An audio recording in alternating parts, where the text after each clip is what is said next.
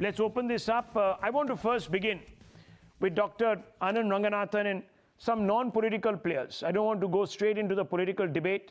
Sanjay Jha is also here with us.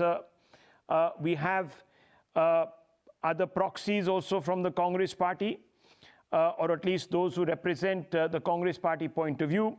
And we have professional Congress leaders also in the form of Avani Bansal. But let me first begin with you, Dr. Ranganathan. How do you see this? The Congress, as you know, says that this is a gross attempt at building a cult around Mr. Modi and undermining Sardar's legacy.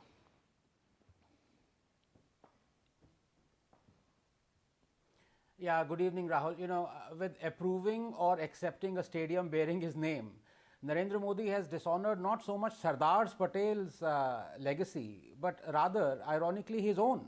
And this is the moment in the sycophancy steeplechase when the Congress looks over its shoulder and finds the BJP fast catching up. Look, two issues here. Number one, on Sardar Patel's legacy, and the other on the stadium being named after a sitting politician, Narendra Modi, during his regime at the center and his party's regime at the state where the stadium is. On one, the last party to talk of honoring Sardar Patel's legacy should be the Congress. History is witness to it, having shamelessly disrespected him. And no other proof need be given other than the following. Nehru died 1964, Bharat Ratna 1955. Indira died 1984, Bharat Ratna 1971. Rajiv died 1991, Bharat Ratna 1991. Sardar Patel died 1950, Bharat Ratna 1991. The man who helped free Union Carbide's Warren Anderson was awarded the Bharat Ratna in the same year as Sardar Patel, the man who helped free India.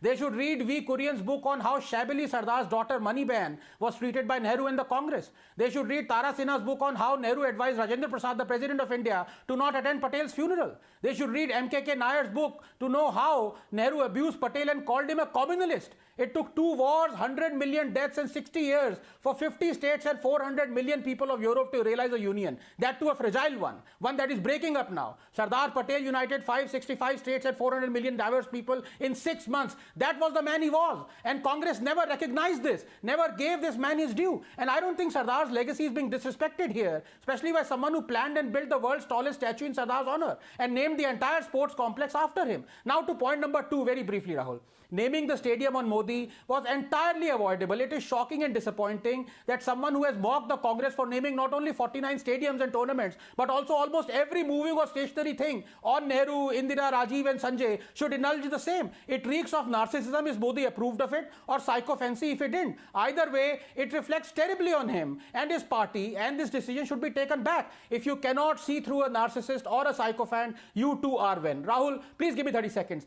Legacies are dictated not by the living, but by the voice of history. On one hand, you say you are a fakir and abjure ego and vanity. And on the other, you approve or accept a stadium named after you. What next? Accepting a Bharat Ratna while in office like Nehru and Indira? You might as well join the Congress. You'll do a much better job of defeating BJP than Rahul ever will.